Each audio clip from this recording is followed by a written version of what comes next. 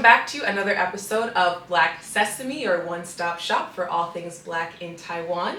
Today we are filming episode 4, and for episode 4 I have my lovely friend Lisanda, hailing from the lovely country of Eswatini.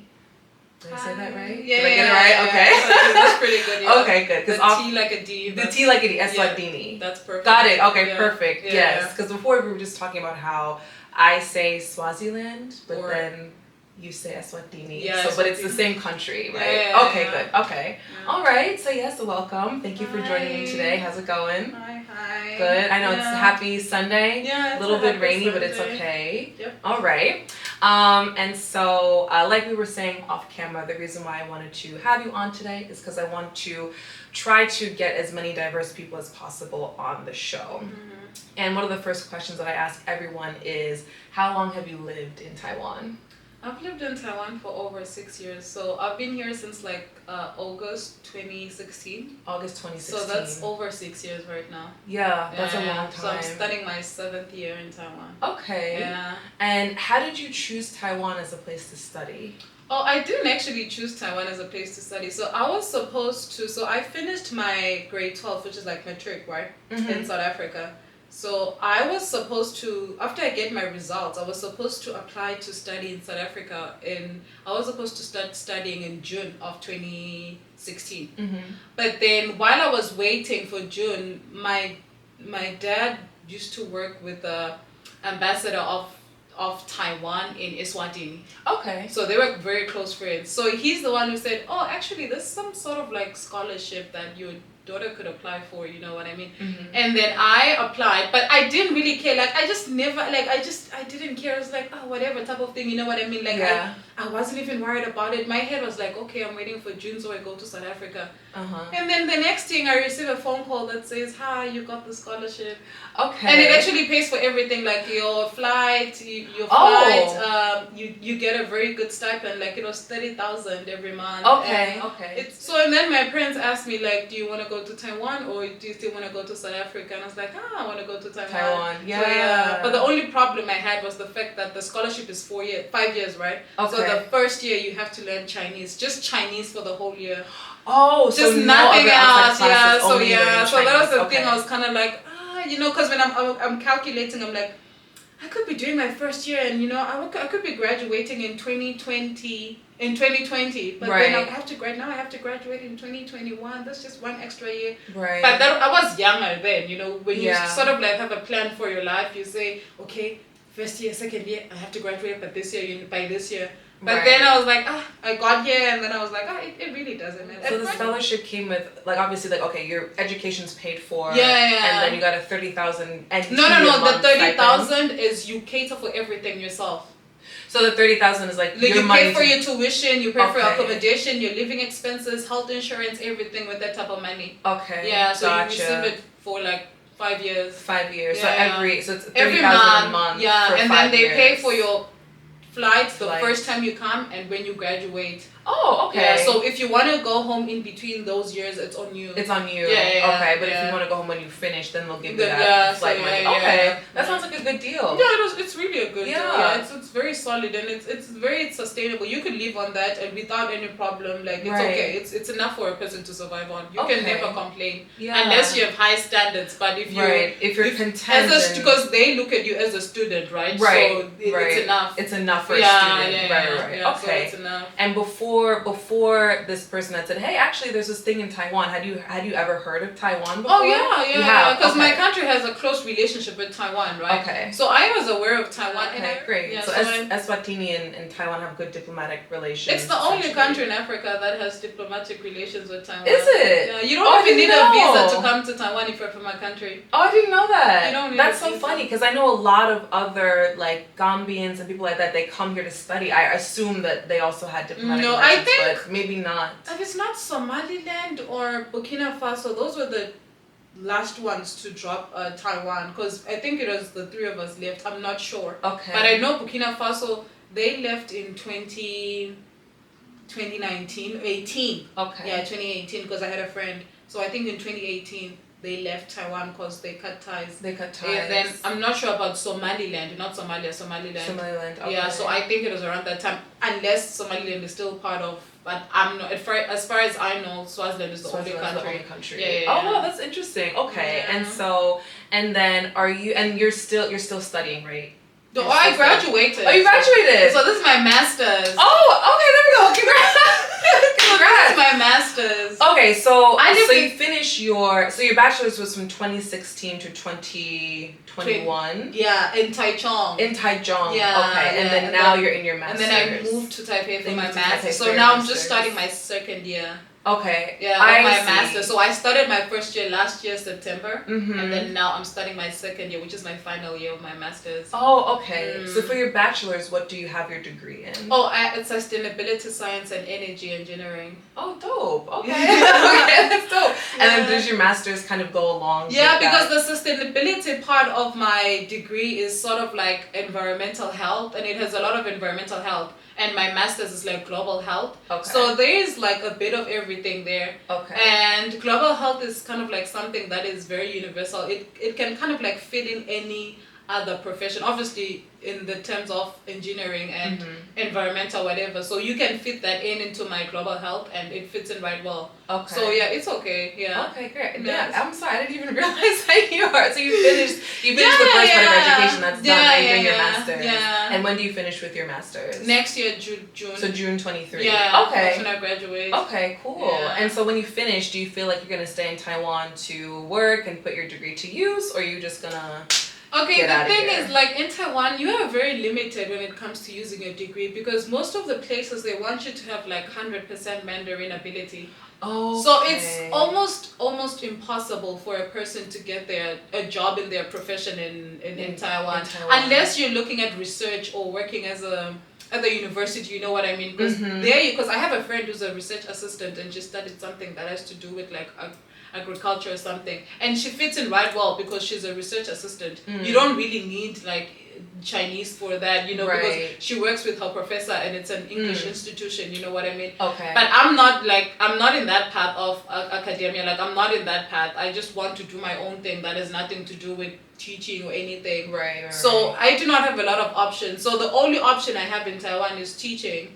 Even if I don't want to, you know what I mean? Even if you don't want to, right? So that's the only, it's the only option I have. Right. So my plan is to kind of like work for 2 years maximum and try to save as much money as I can. So when I go home, I just try to start something that will be able to sustain me until I secure a job. Okay, so then after you get your master's, you want to stay in Taiwan to work for 2 years? That's the maximum that's 2 years. Yeah. To just save money. Mostly, it's not really like I'm here because I want to be a teacher. Now I'm happy. I'm free. It's just I'm just saving the money. I just need the money. So it's just the money. It's only for the money. Yeah. And do you plan on working in education? Do you plan on teaching those 2 years or doing something else? That's the only thing, and it's the only thing that has money. Like that has solid money. Besides that, like it's the only thing that has money as a foreigner, right? Yeah. And I feel like I've talked to a lot of other either foreigners who maybe they try to branch out into other fields or Taiwanese people who work in other industries, and I feel like the salaries here are actually quite low. Like if you're not a foreign teacher, the salaries for foreigners or the salaries for other Taiwanese are really low. They're low whatever currency. If you put it in your currency, Taiwanese or USD, they're the monthly. So here we're paid monthly, right? On a monthly basis. In the US, usually most jobs are either weekly or like twice a month, like every other week. Right. But here, monthly. So I'm thinking like, damn, if a salary is only between like 30, 35, 40 NT, that's not really that much. That's only like, maybe 1,000 or 1,500 USD a month, which is not really sustainable for the average person. So I'm glad that we're talking about how teaching is like for financial purposes. If you want to make decent money, be a teacher. But you don't, obviously, teaching is not in your path. Like it's just every day I'm depressed when I go to work. But the thing is, you're teaching now, currently. I'm a teacher, but I love where I work right now because it's a very great environment. Like I love it so much. I don't like teaching per se, but I love my environment, my work environment. Because usually before, like I started teaching in 2017. Okay. So I've always been depressed. Like when it's time to go to work, I've always just had this mini anxiety. Like I just reconsider my life. Do I really need this? Yeah. Do I need the money? Like it's always like I have that conversation with myself, Right. and then I drag myself, and then now I'm here. You know what I mean? Yeah. But now I really love my environment. Your environment. Okay, we were talking a little bit about Taiwanese salaries. Yeah. We were talking about teaching a little bit, and we were talking about how you like the environment that you're working in, right? So as a teacher, you're part-time. Yeah. So do you work? Is it mainly in the evenings? No. I work in the morning because when you're doing a master's in Taiwan, you actually have a lot of. Yeah. Okay. You actually have a lot of hours to yourself because I actually go to school on Mondays only right now. Oh, okay. Yeah, just Mondays. Like Monday from 10 until 3 p.m. I'm done. Like 2 classes. Okay. So I'm free like from Tuesday, Wednesday, Thursday, Friday. Oh, that's great. So yeah, so I actually work like 4 times a week. Oh, I start work at 8:30 until 3 p.m. Okay. So that's like my full, but that's the school. My school, that's how it works in my school. Like 3 p.m. that's the last lesson. Right. Because it's an actual school. It's not a cram school. It's not a cram school. It's an actual school. Okay. So from 8:30 until 3:30 and then nothing after that. Yeah, and then I'm done. Yeah. And how old are your students? From as little as 6 and up to senior high. Okay, that's a really big age range. Yeah, but for me, it's like I don't really do like the typical, because I used to teach in Bushipans, right? So I don't really do the typical like, okay, here's a book, here's the curriculum. Like I just do what I want. Because the kids in my school, because like I say, it's an actual school. So they actually have their own English lessons that are part of their curriculum, like as a subject. Right. And then there's a department that is called English that is more like extracurricular activities, you know what I mean? Like it's just not really, we don't have exams, they don't have tests, you know, like it's just more like just teaching English just as a whole, like learning about the world, just using English as a language. Right. So I mostly like, that's why I love it. It's not always about, okay, here's a book, today prepositions, adjectives, you know, it's not really, it's like I could be teaching them about my country, and then while I'm teaching them, I'm teaching, and then I start talking about, okay, my country is actually a very small country, it's a landlocked country, and then now, oh, what is a landlocked country? Well, so that's how I teach them about the world, and then that's how they learn. So it's not really like, okay, today, open page, this is the it's not all about like the grammar. No, I mean, about, like, of course, English that is the, English is more of a tool. Exactly, because they do have their own English lessons as a subject. Right. But this is more like as an extracurricular activity. Okay. So yeah, so sometimes we even watch movies, like it's really nice, like I like it, I really like it. That's so cool. It's nice. So you have like more like freedom and autonomy to kind of teach we talk about Taiwan anything, like we talk about the world, like most of the time we're always talking about the world, like we're always talking about the world, and those kids are really smart, because like I told you, most of their parents are diplomats, so they've traveled, so they know everything. Sometimes they even teach me. So it's very much fun. That's good, because I think as a lot of most foreigners in Taiwan, I feel like, especially if we're teaching at like a cram school, Bushiban, whatever, we don't get the most of the kids are, maybe not that they're sheltered, but you know, they're you know, average Taiwanese kids. Like their parents work regular jobs. So they don't have a lot of exposure. Right, they don't have a lot of exposure. And even if they do, maybe their exposure is mainly only in Asia, where Japan, they love Japan, love Korea. So they have families in China. So it's like Singapore, Hong Kong, the Southeast. So it's like if they've traveled, it's either to those places or to places in the Southeast, and those people still relatively look similar to them. So when we talk about countries in Africa, countries in Europe, countries in, you know, the Americas, they don't understand this. Like sometimes when you're teaching Taiwanese students, I don't really blame them because they're children. I don't really blame kids for anything in this universe. But they have a way of making you feel uncomfortable. Like they can make fun of you as a black person, you know what I mean? Or sometimes I've even heard like even white people say the same thing. Like they are very disrespectful. They could just pass some jokes, or they could say anything. But for me, because they're children, it has to come from somewhere. You know what I mean? Right. A child just doesn't wake up in the morning and acts like things this. like It that. comes Yeah, from yeah, somewhere. it comes So from somewhere, my yeah. issue is not really with the kids. Yeah. But then obviously what they do affects me because I have a friend who started wearing a hijab right now. So she started doing it over the summer, and then now she's going back to school. It'll be the first time that she goes back to school with her hijab. And then now she's like, now I need to explain this whole hijab. Like it's actually stressing her out. It's like stressful. you know, I remember one time I even cut my hair. Like I went bald, and it was very hot. I was wearing a hat, not because I wanted to, but because I knew that they would start like making fun of, you know what I'm like. Right. Yeah. They don't make the way they make me feel. Sometimes it's not a good way. You know what I mean? It's not a good feeling. Yeah, it's right. not a good feeling. Right. So I was happy when I came to this new place. The kids don't even like they just see me as a person. Really like they don't even see see you as a person. Like it's right. nothing. Like they just don't see me as a black person in right. an Asian school. They just see me as another regular person. Sometimes even when I'm walking around the hallway, no one is turning their eyes. Like no one is turning their heads. No one is looking at me. And then I actually asked my supervisor. I was like, why is it that these kids really don't like? They don't care. Like they're like, oh, because these kids are international, so they're used to foreign people. They've lived in Africa, they've lived in America, they've lived everywhere. So you're just a regular. There's nothing special about you. Like there's nothing special about you. Like there's literally nothing special about you to them. Right. You're just a person, like another person. Yeah. And so your school, is it an international school? Yeah. Okay, so I think that helps because it's international. So you have kids from all over who look differently. They probably speak multiple languages, and their households could be like mixed race. Also. Yeah, exactly. Right. See, that's the thing. And so, and this is, but this isn't your first teaching job. No, right? I've been teaching since 2017. And when you taught before, was it in cram schools? Yeah, always. It's always been cram school. Yeah, it's always, and I've hated it. Like it's been. Okay, why? And why did you hate it? What was wrong with it? I don't know. Like you know when. I mean, there's 1,000 things that are wrong with it. When something gives you, it gives me so much anxiety to a point where even when I'm on a bus. And then maybe my head is just faced outside and I'm looking at a pushipan. I just get this mini anxiety like, oh my god. Yeah. Like I don't know why. Like it just gives me so much.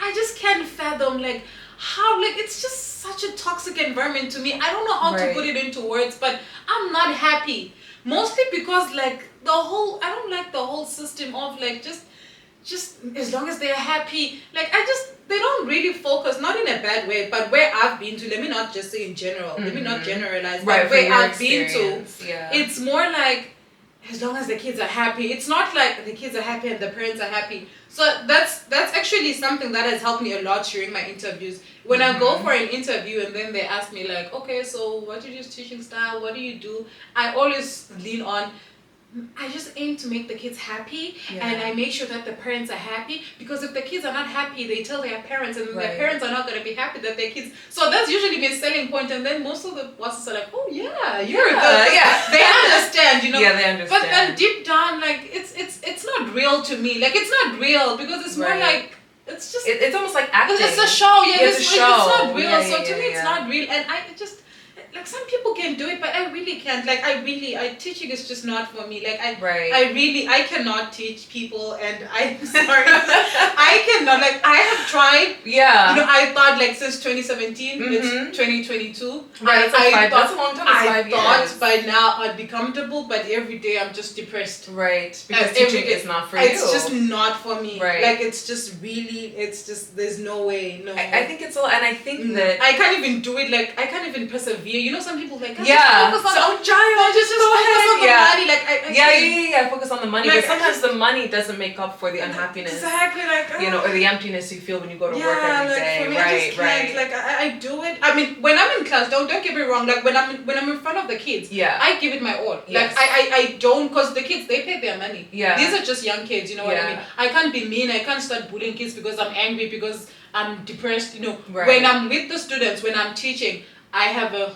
totally different show. Like I am a different person. I have this whole mask on. I'm a very bubbly teacher. I'm happy. I'm friendly. I don't yell at kids. I don't, I'm not mean to kids. Right. The minute I'm out, back to my depression. So I have like two personalities. Like the minute I step inside, I'm a great person. Yeah. And then come out, back to my depression. Yeah. So it's like. But I think that's good. I want to talk about this because I think that even for me, like there's so many foreigners who come here and say, oh, how come you can, oh, I came to study, I came to work, or I came to teach. But I think when people ask me, I say, you know what, I wanted to get out of the United States. I wanted to escape. I wanted to, it sounds bad, but I wanted to experience another place. Let's keep going. So we're having some slight technical difficulties with my camera, but it's okay. So we talked about how long you've been in Taiwan, that you're a student, that you have your bachelor's, you're getting your master's. How you feel about teaching, right? And so what is your overall impression of Taiwan? What do you think about this island nation since you've been here for almost 7 years now? I would say, okay, the one thing I'd say is that it's a very convenient country. Like, I'll give them that. Like, it's very convenient. It's really convenient, and it's safe. Yeah. To an extent, like you could be walking in the middle of the night and you know you're okay. You know, you could be going to a 7-Eleven. You don't have to worry about, oh, what if I get jumped or something. So it's safe.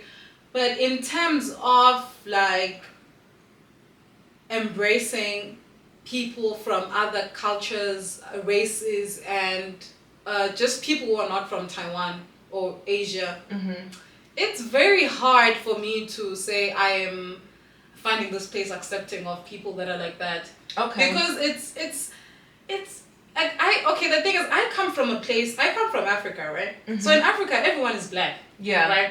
Okay, well, not everyone, but most people. Yeah. So I am not really like familiar with, I am aware of racism, obviously, because I read books, everything, you know, I'm well informed, but I do not experience it where I come from, because we are all like, there's nothing, like you don't have to, you know what I mean? You're a black person, you don't have to prove a point, like there's no like fighting for black people's rights, because the continent is racially homogenous. You know what I mean? Like it's for us, like even it's, you know what I mean? Right. So no, I come to Taiwan and I actually didn't even know like there's a thing of, oh, there's a black person, look, you know, like I didn't even know that, because we're all the same, you know. Right. So now I come to Taiwan and then I find that, oh, actually if you're black, I mean, I'm not to say that I was not aware of that, it exists. Right. So now I'm experiencing it, right? Like that there's a certain type of attention that you could get just because of your skin color. Right. You know what I mean? Yeah. I know you could get it maybe for having a funny face, you know what I mean? Like, you know, like maybe a disability, maybe people could look at, but now people are looking at me just because I'm black. Okay?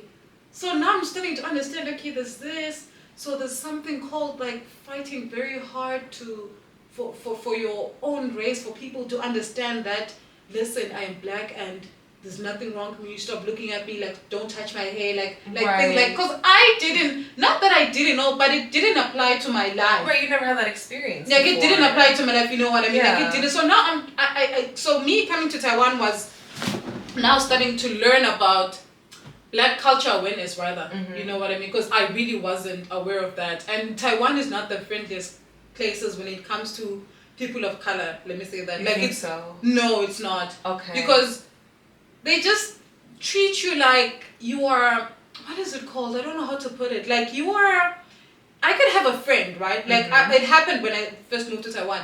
I think I have friends like, oh, Taiwanese friends. They just want to take pictures with me. Like it's not genuine. Like it's like, it's for themselves. Right. You know what I mean? Like it's for, it's not a genuine connection. It's for themselves. Like to a point where sometimes, I remember the first time I was really shocked. I went to the mall and then this random lady with her family, can we take a picture? And I'm like, what? Yeah. Right. What is going on? What was your reaction? Did you say yes or no? No, like I was confused. Like, you want to take a picture with me? Yeah. I mean, I'm not Beyonce. I mean, I love Beyonce, but I'm not her. You know what I mean? Like, you want to take a picture with me? What did I do? Like, what is going on? I was confused. Right. So and then I started learning that, oh, actually, like, it's kind of like I feel like sometimes we're treated as like, I don't know how to put it. Just some sort of like, oh, these are the black. You know, like these are the black people. Like not like a celebrity, I met black people. But kind of, almost like a pseudo celebrity. Yeah, where like it's I met black, wow, you know, like the skin, the hair. Exactly. You know what I mean? Yeah, like, oh, it's not like about your personality. Like, oh, okay, I like you. It's always about, oh, I bumped into a black person. You know, like it's it's almost like we're seen. Maybe not that we're seen as exotic, but almost in a way. So that is kind of like. It's still bothersome to you after living here for so long. For me, it doesn't bother me to a point where I feel like I'm so angry. I feel bad for them, rather. Like, this is not a way to live as a person, you know what I mean? Right. Like, I am not from Asia, right? But I am so aware of what's happening in Asia. I know that Russia is part of Asia. Right. So if I see a Russian that looks Asian, I would not, alright, what is going on? You know what I mean? Because I am aware. I've never been to Russia, but I'm aware. Right. So for me, I kind of feel sad for people who are not aware, who are not exposed, who do not learn anything about the world. Like, I feel so bad for them because I feel that's the whole point of existing. Your mind shouldn't just be confined and just be narrowed to what you know, and then this is, you know what I mean? Like, this is it. You should try to expand, because that's how you grow as a person, right? You need to expand your mind. You need to explore new things. You need to read books. You need to, if you have money, you need to travel so you can learn about the world and you can grow. And it also actually helps you become a better person. And it contributes to the kind of person you turn out to be from your exposures. You know what I'm saying? So here it's kind of like, it's sometimes I feel like it's some sort of like bubble where as a person who's not from here, you need to put in so much effort to make them, you are the one who needs to teach them about what's going on in the world rather than them, like, you know what I mean? Right. Because when sometimes they say like, oh, Taiwan weather is so hot it's so cold for you, right? And I say like, why do you say that? Oh, is Africa not hot? And I'm like, because we're black? Right. I thought like, because, and it's obviously because they think, but this is melanin, this is a pigment, it has nothing to do with the weather. I even asked some students one time, I said, is it not hot in Taiwan? They said, yeah, it's hot. And I said, are you black? They said, no. So this is so, because I learned this in biology class. Right? So my thing is, do you guys not learn, like, you know, like what I mean? Like, they think Africa is one country. I'm like, how come I know that Asia is not one country? But why can you not know? You know what I mean? So the knowledge is not reciprocated in the same way. So it's not even about going to the place. It's just about reading books and you know what I mean? So for me, it's just, I can't, and it annoys me. Like, anyone that knows me knows I get annoyed at Christians that are not very smart. So when you're a person and your conversation is, Taiwan must be hot for you, I get so annoyed. Not really because of you insinuating that, just why do you not know? Because it's so basic, you know what I mean? Right. So so sometimes it's kind of, it's like kind of like the people that they can be kind of ignorant, right? And you know what I mean. It's innocent ignorance, but it's still ignorance nonetheless. Exactly. So they're just projecting like, oh, your country must be hot. Like, why don't you ask me? Instead of assuming. Rather ask me. You know what I mean? Just ask me. You know what I mean? Just ask me and then I'll tell you. And then Africa is not one country. You know what I mean? Just the second largest continent. Is it in the southern? It's in the southern Africa, right? Okay. So I don't know what goes on. Like, a person from America might be aware of what's happening in Nigeria, and I might not know. Like, I swear, like, we don't even know what goes on in other countries. We don't know anything. Like, we know nothing at all. If you're from West Africa, you know what goes on in West Africa. If you're in Southern Africa, you know what goes on in Southern Africa. Unless you take the time out to learn. Because I remember, like, one guy I dated, he was so interested about learning about other African cultures and the whole colonization thing, everything that went down, how they fought for their freedom. So he introduced me to that. So that is how I, as a person, got to now be aware of what happens in other countries, other parts of Africa. And to a point where even some other African people, when I meet them, like when someone says, oh, I'm from Burkina Faso, and I say, oh, the land of the upright man, they're like, oh, how do you even know that slogan? Like, they're surprised because I took the time out to learn, you know what I mean? But it's not common even among ourselves to know what goes on. So now when a person is now insinuating the whole, like, oh, the whole Africa thing, and even it makes you angry because even I don't know what is going on there. So why do you assume it's just one big like country? So, and I know it's very far from getting to a point where they now understand what happens, and it's just, I don't think it's ever going to happen, not this year, not next year, not 10 years from now. Maybe black people should marry Chinese people, and then you have a lot of biracial kids, and then that's the only way. And that's the other thing that I wanted to. So I think now we have a general sense of your overall impression. Maybe it's like, I mean, so would you say, so do you like living here? Like, on a scale of 1 to 10, 10 being I love it, 1 being I hate it, how do you feel about living here? Give it a number and then 5. 5. Okay. 5. See? Mostly for the convenience. The convenience. And the fact that okay, not to take away something from them, they're actually nice people. Yeah, like they're actually nice people. Like I don't want to lie. Like I don't want. If they want to be nice, they can be very nice. And even if someone is not very nice, but the image that they give you is the image that I'm a nice person. Yeah. You know what I mean? If you're looking for help, they will help you. If you're lost, they will help you. Like they will go out of their way to help you. Like it's something I've never seen before. Yes. It's really incredible. So I don't want to take that away from them. Like it's just the ignorance part. But besides that, they're just great very people. Friendly, they're genuine. They're so friendly. Yeah. Like they're so concerned. Like they really do look after a person. Especially if you're a foreigner, they come to you. Hey, are you lost? Do you need something? Like they're so nice. Like they're really sweet, and it's really nice to experience that. So I'll never take that away from them. Right. So that's just the part where I see that actually this country is a good country, you know what I mean? Right, yeah, the people are so friendly. Yeah, they're so friendly. Like I don't want to take that away from them. Like they're great people. Like it's just the part where it's now the and it's the ignorance. Yeah. And so how you said, maybe we should create a bunch of biracial babies. Yeah. But I want to talk about that. So when it comes to off camera, we talked a lot about the dating in Taiwan, right? And we might need to do an episode 2 for this. I think I need to start some sort of like a dating series where all it is just we just talk about dating. Like a 5-episode dating series to get different. From the men. Yeah, I want to do some maybe like 3 men, 3 women. Like right? What happened? Because what's going on? What is going on? Like, what's what is up? wrong? What's like wrong? What did we do? Right. Like, how did we hurt you? So how some people ask, how's the dating? Is it just as trash as it is in America? Are they also ain't shit over there? Like they ain't shit everywhere else? And I'm like, you know what? Yeah, it's pretty much the same. But so here, your experience, I know you mentioned that you dated one person. Yeah. Was that earlier on when you No. I think it was in 2019. So not that long, only a few years ago. Yeah. Okay, and were they a foreigner or were they Taiwanese? They're from my country. They're from Eswatini as well. Yeah, okay. Yeah. Now, for you, like when it comes to dating, do you feel like do you really hone in on only dating men from your country?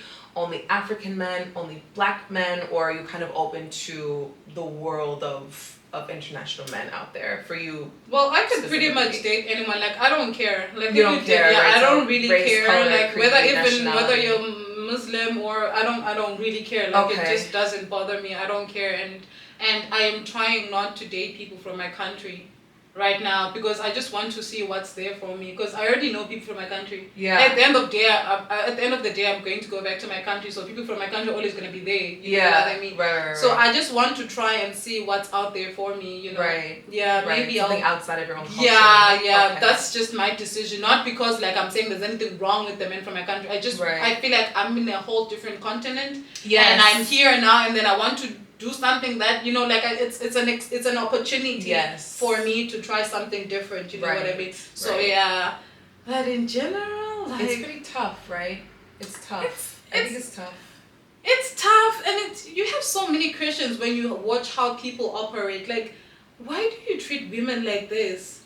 Like, I'm always having that question. Like, do you go even when you're back? Because sometimes I think it's a matter of I really don't care about you because you're not from my country. Or when I go back home, I would know how to treat the women where I come from. Okay. But here, I don't really have to care about you because I think maybe that's also there. Because I notice even some of the women that I know from my country, how they sometimes carry themselves here and how they carry themselves back home. Totally different. They have so much respect for the men in my country when they're back home. They carry themselves they're so composed, they're so well mannered, you know what I mean? And here they're just living the free spirit life, like I don't give a fuck, don't pay attention to me, I don't pay attention to you, I'm living my life, I don't care about boyfriends, I just do my thing, you know? So I also notice that sometimes with some people here that the person you are here and the person you are back home is a different kind of person. Yeah. There you respect the people more rather than when you are here. So that's when I started thinking that maybe even with the men, maybe here they don't really respect because they don't, but if you take that same guy and then now he moves back home, he'd be a totally different person. And so do you feel like because the option for some people, right, the option to go home is almost always there. Do you feel like some of the guys think, oh, well, I'm only here to study, I'm only here to work for a few years, or I'm here until I feel like going home. Do you think that kind of contributes to the lack of effort that they kind of put into the dating? It does. I think it does because I've never heard of a guy. Okay, maybe they are, but it's just that I don't know a lot of people here. I've really never come across someone who said, this is my partner. Maybe I'm from Eswatini, right? Like maybe let's say my boyfriend is from Nigeria, example, and then he says, okay, this is my girlfriend from Swaziland. I'm going to take her home with me. Like I've never heard of like something like like where like you in it to. At the end of the day, we need to try and a long-term thing. How are we going to live together? Which country are we moving to? It's always like we're just here now. Let's focus on the now. It's never like maybe one day I want to marry you, and then it's always like okay, I'm leaving Taiwan in 2 years' time, and then even you as the female at the back of your head, like okay, 2 years' time this relationship might be over because he's going back to his country. Yeah. It's never a case of he says he wants to marry me, he says he wants to go back home with me, like it's okay, we need to, or are we going to my country? Like it's never like, maybe we should go to a country where we could both be together. It's just always like at the back of your head, like let's say I'm doing my master's, right? I'm graduating next year. So if I have a boyfriend right now, he knows that maybe next year I might be going home. Right. You know what I mean? Yeah. So at the back of his head, it's not, what plan are we going to do? Like we need to end up together. It's just, my girlfriend might be going home, so that might be the last time I see her. So you know what I mean? So it's just never a long-term thing. Yeah, I think long-term relationships are difficult here.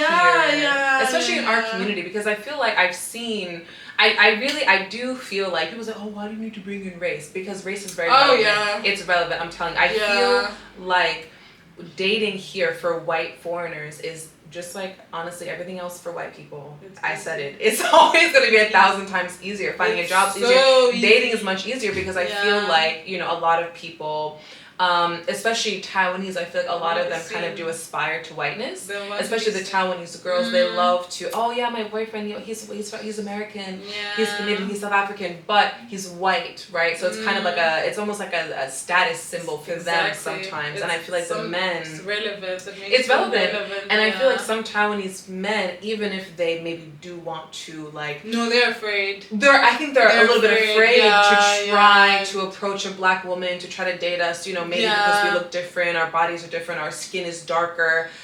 For me, I'm a taller woman. Exactly. So they might be a little bit unsure of how to approach us, how to spit the game. Yeah. Maybe they have no game. You never know. You never know. You never know. So I do feel like as a white foreigner, if there are any white foreigners watching this video, please know that as with everything else, you'll have a much easier time. But if you're black, whether you're black African, black Caribbean, black American, you have to be ready that there's going to be some challenges trying to date the local people, but also trying to date within our own community as well. Exactly. It's an important thing to talk about. And it's more like, the one thing I also noticed, it's kind of like recycling partners around the black community. You just...